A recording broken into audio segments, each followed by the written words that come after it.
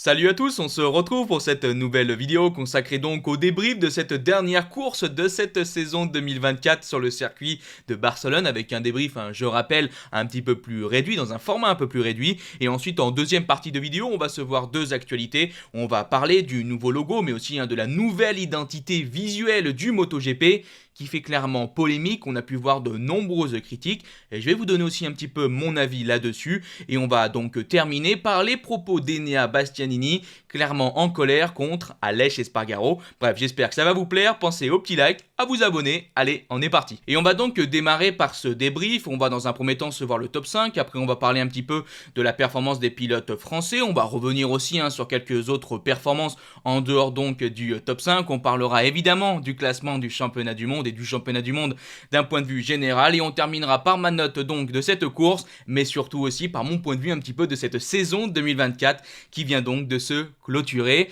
Le top 5, on démarre par la 5e position d'Aleix Espargaro, un Aleix Espargaro qui a été souvent en sandwich dans cette course au milieu des pilotes Ducati. C'est simple, devant lui, aux 4 premières positions, on a 4 pilotes Ducati. Une nouvelle fois, Ducati a été très fort pendant ce week-end et aussi évidemment pendant cette course. Dans l'ensemble, j'ai été assez content moi de voir ce qu'a pu proposer Aleix Espargaro. Il ne faut pas oublier que le pilote espagnol va donc prendre sa retraite à la fin de la saison.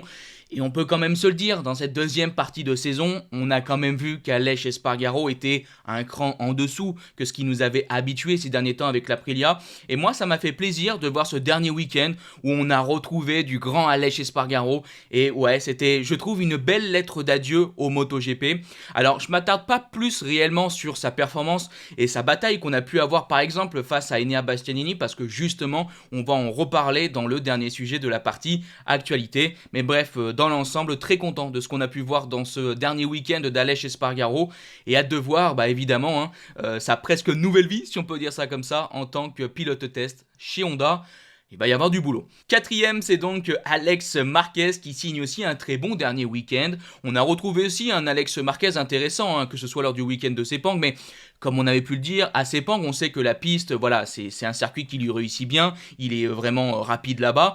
J'avais encore peut-être quelques doutes de voir sa continuité, par exemple ici à Barcelone. Et ben non, une nouvelle fois, on a vu un Alex Marquez convaincant, rapide, performant.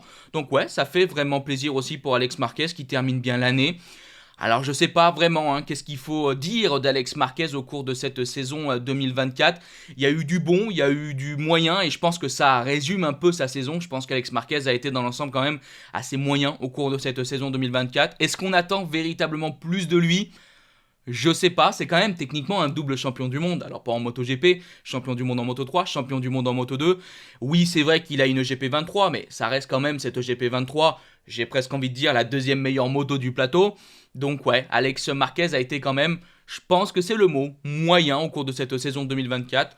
On verra s'il pourra donc faire mieux en 2025. Et troisième, on entame donc ce podium et on va évidemment lier ça au championnat du monde parce que celui qui a terminé la troisième place, c'est Jorge Martin, et il est le nouveau champion du monde donc de cette saison 2024 après une saison absolument exceptionnelle de sa part. 3 victoires le dimanche, 7 victoires en sprint. Il a aussi fait donc 7 pole positions. Bref, dans l'ensemble, Jorge Martin a été plus qu'impressionnant une nouvelle fois lors de cette saison 2024. Faut pas oublier qu'il a été le vice-champion du monde en 2023 et qu'il a fait aussi une saison extrêmement complète. Il est aussi techniquement de l'ère MotoGP, et je précise bien de l'ère MotoGP, le premier pilote à devenir champion du monde dans un team satellite. Ça aussi, c'est quand même un sacré exploit à une époque où on était beaucoup à dire que ça semblait absolument impossible d'être champion du monde sur une moto satellite. Alors évidemment, le MotoGP a évolué, c'est plus les motos satellites de 2014, mais dans l'ensemble quand même, c'est, je pense, un sacré exploit qu'il ne faut pas oublier de préciser. Et il y a aussi un point sur lequel je voulais revenir, même s'il est assez logique, mais moi, qu'est-ce que je suis impressionné par la capacité de Jorge Martin, mais d'un point de vue plus général, de ces pilotes et même des grands sportifs, à gérer la pression. Mais vous vous rendez compte de la pression qu'ils ont sur les épaules, de la pression qu'a eu Jorge Martin sur ses épaules. Il ne faut pas oublier que oui, c'est le but de cette saison 2024, d'être champion du monde pour Martin, mais être champion du monde en catégorie reine, c'est un peu le but de sa vie. Depuis qu'il est tout tout jeune, son rêve quand il a commencé à piloter des motos, c'est sûrement d'être champion du monde un jour en MotoGP. Et vous vous rendez compte que depuis qu'il est tout jeune, il travaille, il gère la pression, il gagne, il fait des podiums, il est déçu, il a affronté tellement de choses fortes. Rappelez-vous, par exemple, cet accident en 2021 à Portimao. Bref, il y a eu beaucoup de choses que Jorge Martin a dû affronter pour continuer d'avancer, pour être à la fin champion du monde, pour obtenir ce Graal. Et là, tout se joue sur une course, sur un week-end. Oh, la pression que tu dois avoir, c'est... Et justement, on sait que Jorge Martin a travaillé, je crois, je sais pas si on peut dire ça comme ça, mais avec un coach, quelqu'un pour l'aider justement à gérer cette pression, et tu le comprends. Tu te dis, ça c'est quand même quelque chose, je pense, qui est entre guillemets invisible par rapport aux yeux des spectateurs. Nous on voit pas cette pression ambiante, si on peut dire ça comme ça, mais je pense véritablement que pour l'ensemble de ces grands sportifs, la pression et la capacité à gérer cette pression est l'une de leurs plus grandes qualités.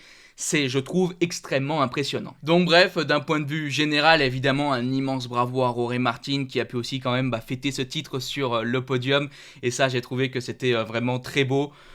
Bon, voilà, Jorge Martin, nouveau champion du monde, je sais pas si on peut dire que c'est une surprise, parce qu'on attendait quand même au cours de cette saison 2024 un Jorge Martin très fort, mais c'est vrai qu'arriver à battre Francesco Bagnaia, un Pecco qui a été aussi extrêmement fort cette saison, on reparle évidemment après de lui, c'était quand même pas facile à faire, bien évidemment, pour Martin d'arriver à battre Pecco. Et maintenant, hâte de voir ce que va donner sa nouvelle aventure chez Aprilia, parce qu'il ne faut pas oublier que Martin va quitter Pramac, mais aussi donc quitter Ducati, pour rejoindre donc le constructeur italien, l'autre constructeur italien Aprilia.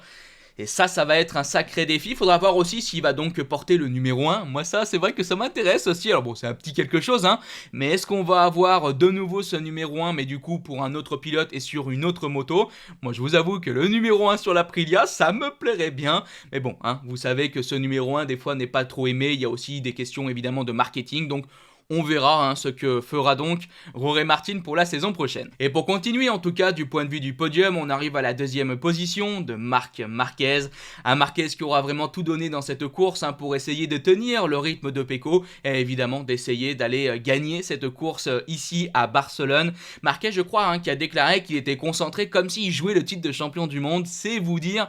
On a pu voir donc à Marquez qui a bataillé derrière Pecco de nombreux tours, tenant dans une première partie de course véritablement le rythme de Pecco, et puis dans une deuxième partie de course on a senti qu'il était un petit peu moins bien, mais on a pu voir quand même, je trouve, un grand Marquez, parce que il faut rappeler que Barcelone, c'est pas un circuit qui lui réussit très bien, et surtout, par exemple, lors de la course sprint, on n'a pas vu le plus grand des Marquez, avec un rythme compliqué. Maintenant, il faut pas oublier qu'il a eu quand même un accrochage avec Pedro Acosta en début de course, ça n'a sûrement pas aidé, mais voilà, dans l'ensemble, après la course sprint, je n'imaginais pas voir Marquez être capable de véritablement jouer le podium, et encore moins de tenir pendant une grosse partie de la course le rythme de Pecco, le meilleur clairement ce dimanche.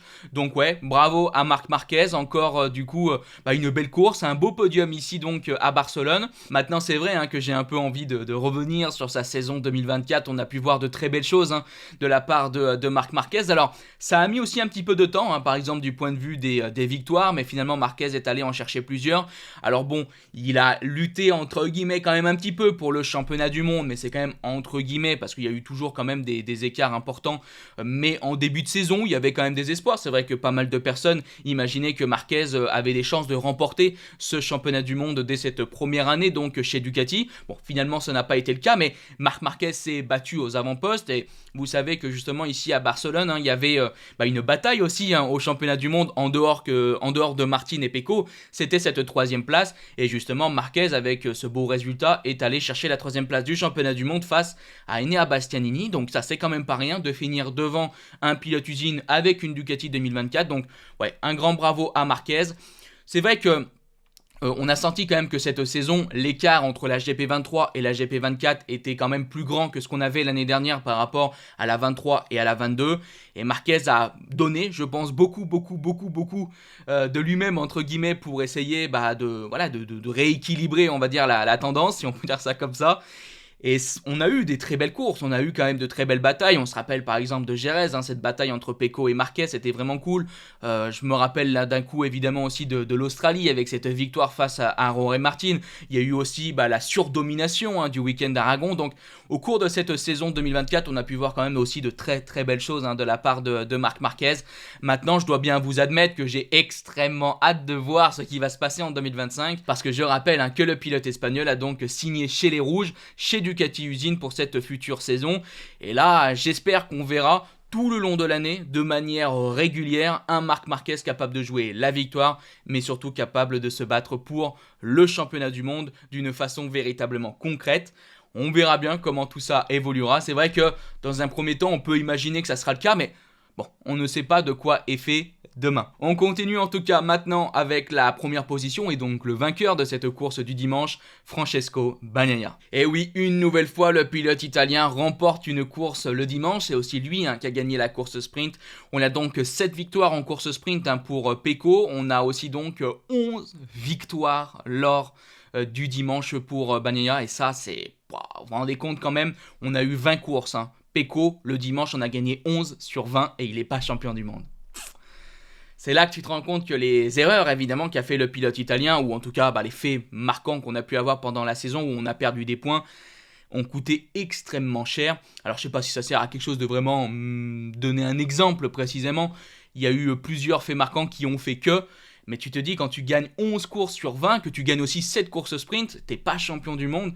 C'est vrai que quand on pensait un petit peu à la pression que pouvait endurer par exemple Jorge Martin, alors Pecco a eu aussi énormément de pression, mais moi il y a un truc tout de suite que je me suis dit, c'est le dimanche soir, quand il va se coucher, il va se mettre dans son lit, il va mettre sa petite couette, après tous les efforts qu'il a fait lors de cette saison 2024, il va se dire, ça y est c'est terminé, je suis pas champion du monde. Ça doit faire aussi un gros vide d'un coup. Enfin, en tout cas, c'est comme ça que je l'imagine. Et c'est vrai que j'en avais un peu parlé justement en live quand on regardait la course et je me disais, ça serait super intéressant justement de pouvoir poser cette question à un pilote ou à quelqu'un qui a été champion du monde et qui ensuite a perdu le titre l'année d'après pour voir un petit peu quelle est cette sensation qu'on a dans l'après-course, si on peut dire ça comme ça. En tout cas, dans le parc fermé, on a évidemment vu un Francesco Bagnaia qui semblait déçu et c'est tout à fait logique. On vient de perdre le championnat du monde. Évidemment que Pecco était frustré, sûrement, était aussi déçu de ce qui s'est passé. Mais bon, on a encore vu de beaux gestes de Bagnaia, comme d'habitude. On peut aimer ou pas aimer Pecco, mais moi je trouve qu'il est toujours extrêmement classe. Il avait quand même un beau petit sourire. Il a félicité Jorge Martin. Bref, vraiment, voilà. Pecco toujours extrêmement classe et... un immense bravo aussi pour sa saison parce que Bagnaia a fait une saison absolument exceptionnelle. Alors oui, comme on a pu le dire, il y a eu des erreurs, il y a eu des faits marquants qui ont fait que, mais tellement de victoires, ça a été encore une fois, je trouve, une très très grande saison de Francesco Bagnaia et j'ai aussi extrêmement hâte de voir ce que ça va donner l'année prochaine avec par exemple aussi un Marc Marquez dans l'équipe. Ça va être quelque chose qui clairement, je l'espère, sera croustillant pour nous spectateurs. Mais dans l'ensemble, un grand bravo à Francesco Bagnaia pour tout ce qu'il a fait au cours de cette saison. Il a permis d'avoir aussi une saison extrêmement serrée. Merci à Jorge Martin, merci à Pecco, mais surtout merci évidemment à tous ces pilotes pour tout ce qu'ils ont pu faire pour ce MotoGP, pour la catégorie Rennes au cours de cette saison 2024. Je pense quand même qu'on a bien mangé, si on peut dire ça comme ça, et vous le savez, je suis gourmand. Je fais donc en tout cas maintenant un petit point sur la performance de nos deux pilotes français. J'essaie d'aller un peu vite parce que c'est vrai qu'on a déjà beaucoup parlé sur ce format qui est censé être un peu plus réduit. Mais bref, vous le savez, je suis une vraie pipelette. Mais du coup, pour nos pilotes français, Fabio Quartararo a donc terminé 11e et Johan Zarco 14e. Alors c'est vrai qu'ici à Barcelone, peut-être que j'attendais un peu plus de la part de Johan Zarco. Ça reste un résultat correct, évidemment pour lui, mais... je m'attendais à peut-être un peu mieux, surtout au vu de ce qu'il avait fait lors de la journée du vendredi où il avait été vraiment tellement rapide. Bon, ça a été un peu plus compliqué et c'est quand même dommage. On a eu un départ aussi difficile, si je ne me trompe pas, pour Zarco. Pour Fabio, 11e, c'est correct parce que le week-end a été assez positif. Je crois que c'était lors de la FP1, mais puis finalement, lors de la practice, ça a été plus compliqué. Ensuite, le samedi, la qualif était vraiment très bonne, que ce soit en Q1, mais aussi en Q2. Et pendant les courses, ça a été correct de la part, on va dire, de Fabio Quartararo, mais je ne m'attendais pas spécialement non plus à un week-end extraordinaire de la part du pilote français. Comme le pilote français l'a rappelé, ici à Barcelone, on a ces derniers temps pas beaucoup de grippe sur la piste, et c'est l'un des gros problèmes déjà de base de la Yamaha. Donc, quand t'as pas beaucoup de grippe avec ta moto et que tu es sur une piste qui donne pas beaucoup de grippe, vous imaginez bien que aller chercher de la performance c'est compliqué, surtout face à des Ducati qui elles au contraire arrivent à aller chercher justement du grip. Donc bon, ça a été dans l'ensemble difficile. Et c'est vrai que pour terminer donc ce débrief, j'avais envie de donner aussi un petit mot à Takahaki Nakagami 17ème. Bon, je dois bien vous admettre que Nakagami, j'en ai pas beaucoup parlé malheureusement de lui au cours de cette saison. Ça a été une saison très compliquée, comme la majorité des pilotes Honda. C'est vrai qu'on a vraiment eu Johann Zarco qui est arrivé à franchir une étape, à faire à des moments des résultats vraiment marquants. Pour les autres pilotes Honda, Mir, Marini, ça rame, Nakagami malheureusement ça a aussi beaucoup ramé, compliqué, très très compliqué pour le japonais, mais petit mot quand même sur lui. Donc bon, il a terminé 17ème, c'est pas vraiment une performance à souligner, mais petit mot aussi pour lui parce que Nakagami aussi arrive donc à la fin de sa carrière en MotoGP, il va devenir pilote test du côté du Japon pour Honda. Et voilà, j'avais quand même envie de parler une petite dernière fois de Takahaki Nakagami. On lui souhaite évidemment plein de bonnes choses pour sa continuité de carrière, si on peut dire ça comme ça, en tant que pilote test. Voilà, on arrive donc à la fin de ce tout dernier débrief de cette saison 2024 pour les week-ends de MotoGP, parce que je rappelle évidemment qu'il y aura encore des débriefs pour les tests de pré-saison. Je voulais juste conclure par ma note de cette course. Moi, je pense que je veux mettre 12 sur 20. Alors, je rappelle que c'est vraiment subjectif, évidemment. Ne vous énervez pas contre la note, c'est vraiment subjectif, c'est pour m'amuser que je fais ça, c'est pour aussi avoir un petit peu votre note à vous, parce que je trouve que c'est toujours un petit peu cool et ça permet de voir un peu des avis différents sur une course MotoGP. Donc n'hésitez pas à me donner la vôtre en commentaire. Sur cette saison 2024, je pense qu'on a eu encore quand même pas mal de chance cette année. Faut quand même pas oublier qu'une nouvelle fois le titre s'est joué sur la toute dernière course, et ça c'est pas non plus tous les jours qu'on a ce genre de choses en MotoGP, mais même d'un point de vue général dans des sports mécaniques. Donc très content de ce qu'on a eu encore en MotoGP, très content des batailles quand même qu'on a pu avoir.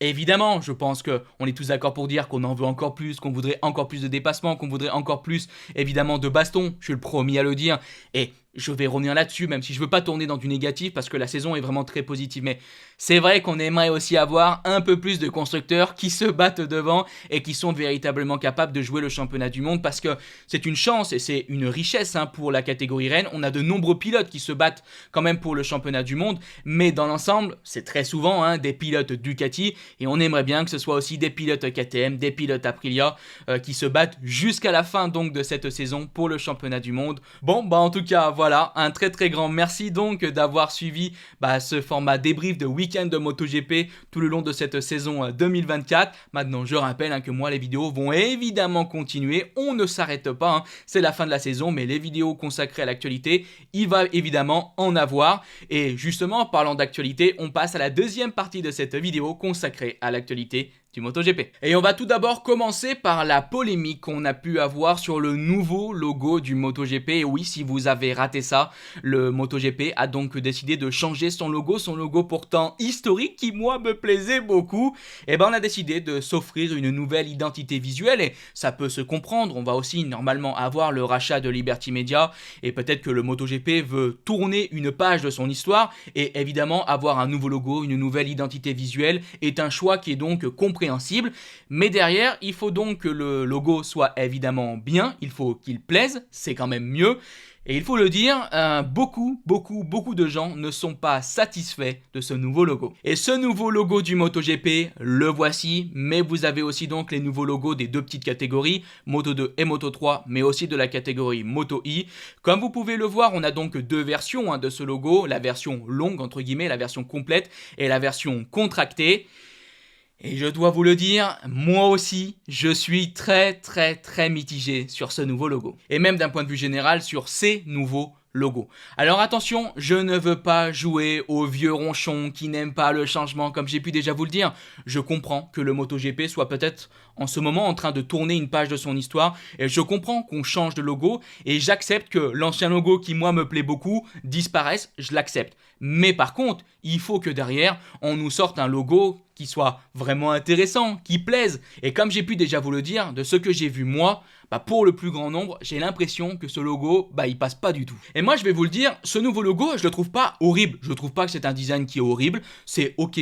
Mais le souci, c'est qu'en fait, je le trouve extrêmement générique. J'ai l'impression que c'est un logo qu'on a presque vu et revu. Et je trouve dommage que pour l'identité du MotoGP, on ait un logo, entre guillemets, encore une fois, aussi générique. Et justement, regardez ce M qui représente donc la moto, ce M qui va être aussi au cœur de ces nouveaux logos. Et ce M, regardez, il ressemble par exemple énormément au M de F1 Manager. Et ça c'est pareil, pour l'identité de la marque, c'est pas ouf. On m'a aussi parlé de Monsieur Bricolage, c'est pareil, le M de Monsieur Bricolage, il ressemble beaucoup au M de ce logo MotoGP et de ces logos en rapport au championnat du monde de moto. Et voilà, du point de vue de l'identité de la marque, voilà, ça me donne encore cette sensation que c'est très générique et je trouve ça dommage. Alors je vais essayer de vous donner l'explication qu'on nous a donnée, donc par exemple pour ce logo MotoGP, pour le design par exemple du moto. Pour le M, c'est censé représenter deux motos penchées. Les deux O sont censés représenter les deux roues d'une moto et le T, le pilote. Bon, vous faites ce que vous voulez de cette information. Moi, je suis pas extrêmement convaincu. Bon, on nous a aussi dit qu'on avait fait globalement ce logo et ces logos d'un point de vue général pour être un peu plus polyvalent sur différents formats. Oui, pourquoi pas. Et il y a des fois où ça rend pas mal. Par exemple, regardez sur la page du coup de MotoGP.com. Voilà, ils ont mis donc à jour ce nouveau logo. Bon, voilà, c'est pas catastrophique. Moi, comme j'ai pu vous le dire, je trouve pas ce nouveau logo catastrophique, mais je sais pas, je trouve que ça me parle pas spécialement. Et surtout, comparé à l'emblématique logo qu'on avait auparavant, qui avait une identité forte, qui représentait quand même quelque chose de fort pour le MotoGP, avec ce nouveau logo, je trouve que on n'a pas spécialement tapé dans le mille. Maintenant, pour les nouveautés de ce type-là, il faut attendre évidemment de voir toute l'identité visuelle qui va aller avec pour les différents formats, comme on a pu le dire. Et il faudra aussi peut-être donner un petit peu de temps à ce nouveau logo. C'est vrai que des fois, on a une nouveauté, on est un petit peu étonné, on se dit « Oula, j'aime pas du tout », puis avec le temps, ça va un peu mieux. Bon. Maintenant, pour l'instant, je suis extrêmement mitigé, comme j'ai l'impression la majorité des gens. Moi, je vous avoue que j'ai pas vu un seul avis positif sur ce logo. Et pourtant, j'ai regardé quand même pas mal d'avis. Donc, bon, vous comprenez bien qu'il y a quand même une bonne petite polémique là-dessus. Maintenant, c'est fait. De toute façon, on va pas revenir à l'ancien logo, on va pas avoir un nouveau logo. Donc bon, je pense qu'il faut le dire, va falloir s'y faire. Allez, on arrive donc maintenant au tout dernier sujet de cette vidéo qui, je pense, va être quand même très longue. Mais on va revenir sur, entre guillemets, l'altercation qu'on a pu avoir entre Enea Bastianini et Aleix Espargaro. Alors, si vous avez suivi la course, Aleix Espargaro, c'est vrai, c'est beaucoup bataillé avec l'Italien, avec Bastianini. Et clairement, le pilote Ducati Usine n'a pas apprécié de voir ce qu'a fait Aleix Espargaro pendant cette course. On commence donc par les déclarations de l'Italien et on revient après là-dessus. Bestia déclare « Je ne suis pas content de ce qu'Aleix a fait. Pour moi, ce n'est pas correct. Ça n'a pas été quelque chose de propre. Sans la bagarre avec Aleix, j'aurais probablement pu faire quelque chose de plus pour moi. Mais il a fait toute la course pour Martin. Bien sûr, il est très ami avec Roré, mais en piste, on ne peut pas faire quelque chose comme ça. À mon avis, son comportement ne lui fait pas honneur parce que c'était sa dernière course et il aurait peut-être pu obtenir un meilleur résultat et monter sur le podium. Ou alors, j'aurais peut-être pu me battre contre Roré et lui. Au lieu de ça, il a préféré mettre en avant son amitié avec Roré. Pourquoi pas, mais il a gâché la course d'autres pilotes. Je crois qu'il y a des choses qui ne doivent pas arriver dans ce milieu. Et personnellement, je vous avoue que je ne comprends pas vraiment ses propos. Alors, dans un premier temps, je suis quand même d'accord sur un point. Oui, bon, je pense qu'Aleix Espargaro a fait le jeu de Roré Martin. Peut-être qu'il l'a entre guillemets un petit peu défendu. Mais dans l'ensemble, Aleix Espargaro, moi pendant cette course, de ce que j'ai vu de mes yeux, n'a rien fait de fou, n'a rien fait de catastrophique. Au contraire, il a proposé du spectacle. Il a dépassé, il s'est bataillé. Pour moi, il n'a pas ralenti Enea Bastianini. Juste, il a tout fait pour être devant lui. Oh, Bastianini, il a une Ducati d'usine, la meilleure moto du plateau. Je pense quand même qu'il a entre ses mains les capacités pour aller chercher quand même Aleix Espargaro, le dépasser et être capable de finir devant lui. Pour une fois en MotoGP, on avait deux pilotes qui se bataillaient un petit peu, qui justement faisaient des dépassements et puis finalement on se plaint et bah apparemment c'est pas correct. Bah moi je trouve ça dommage parce que moi justement c'est ce que j'ai aimé aussi pendant cette course et je trouve que ça a été l'un des bons faits marquants de cette course, c'est la bataille entre Aleix et Enea Bastianini. Et j'espère qu'au contraire, dans l'avenir du MotoGP, on aura plus de ce genre de bataille parce que moi en tout cas en tant que spectateur, je suis pas pilote évidemment, mais en tant que spectateur, moi justement j'ai adoré voir ça. Donc je trouve quand même dommage ces propos de la part d'Enea Bastianini. Et puis bon, quand on parle de choses un petit peu limites, faut pas non plus aussi oublier par exemple ce qu'avait fait Enea Bastianini à Misano. Donc moi comme je l'ai dit, pour la course, pour la bataille en course, le dépassement évidemment on l'a accepté, mais ensuite c'est pas pour se plaindre quand il y a de la baston avec un autre pilote. Bon, je trouve ces propos un peu dommages, de la part d'Enea Bastianini. Ils ne sont pas incompréhensibles, bien sûr, mais je les trouve dommages. Et justement, Aleix Espargaro a donc répondu aux propos d'Enea Bastianini en disant « On m'a dit qu'Enea avait dit que ce n'était pas beau de terminer une carrière comme ça, en ne se battant pas pour le podium. La seule chose que je répondrai, c'est que je trouve que ça n'est pas juste de dire ça. Dans les derniers tours, je l'attendais pour me battre, mais il était 3 secondes derrière moi avec la Ducati d'usine. Alors, je ne sais pas à quoi il fait référence. Alex Marquez a fait une course incroyable, il m'a battu, et Enea n'y est pas arrivé. J'ai fait le maximum possible. S'il pense que j'ai essayé d'être lent, c'est impossible. J'ai roulé au-delà de la limite. J'ai été le seul à réussir à mêler ma moto au Ducati, alors j'ai été au-delà de la limite pendant toute la course. Alors Aleix Espargaro a aussi avoué qu'il avait essayé un petit peu d'aider Jorge Martin en défendant la position, mais comme vous avez pu le comprendre avec ce que l'on a lu, il n'a pas du tout essayé de ralentir non plus Enea Bastianini en le bloquant véritablement. Il a juste essayé de défendre sa position en redépassant et en essayant tout simplement de garder cette position devant Enea Bastianini. Et c'est la course, enfin je sais pas, je trouve ça tellement logique, c'est la course. Et regardez par exemple ce qu'a fait Alex Marquez, et je trouve ça important que justement Aleix Espargaro le souligne. Alex Marquez justement, il a eu le rythme d'Aleix, il est resté derrière et en fin de course, il a dépassé Aleix et il a terminé 4ème devant le pilote espagnol. Enea Bastianini, c'est un pilote qui a énormément de talent, il est une GP24, il pouvait aussi faire ce qu'a fait donc Alex Marquez. Donc bon, je comprends évidemment, il doit y avoir de la frustration pour Bastianini parce que cette dernière course avec Ducati a été sûrement moins bien que ce que l'on espérait. On a aussi perdu cette 3ème place au championnat du monde qu'on avait envie évidemment d'avoir. Donc on comprend qu'il y a de la frustration après les courses et tout, on comprend tout à fait. Comme j'ai dit, c'est tout à fait compréhensible les déclarations de Bastianini, mais je trouve que c'est vraiment dommage de dire ça parce que la bataille, comme on l'a souvent dit, c'est le cœur évidemment aussi de la course moto, c'est aussi le cœur du MotoGP et avoir ce genre de dépassement, je pense que c'est aussi quelque chose de bien. Voilà, il faut de la baston et j'espère qu'il y en aura plus à l'avenir. Donc bon, donnez-moi votre avis, j'attends justement un petit peu votre avis sur la question. Je ne sais pas si vous allez être d'accord ou pas avec moi, mais voilà, comme d'habitude, on en discute. Mon avis peut tout à fait évoluer, bien sûr. Bref, en tout cas pour moi, on est donc arrivé à la fin de cette vidéo. J'espère qu'elle vous a plu. Et si elle vous a plu, n'hésitez pas à la liker, partager, commenter. On se donne donc rendez-vous mercredi pour la vidéo consacrée à ces tests de pré-saison. Alors peut-être qu'elle sortira mardi, cette vidéo, enfin qu'on aurait une vidéo mardi et mercredi. Mardi, si jamais il y a des grosses informations qui sortent rapidement dans la journée, mais bon, c'est à voir, un gros point d'interrogation. Normalement, on retrouvera une vidéo qui revient globalement sur toutes les informations de cette journée de test mercredi. Mais bref, en tout cas, voilà, je vous dis bye bye les potes, ciao.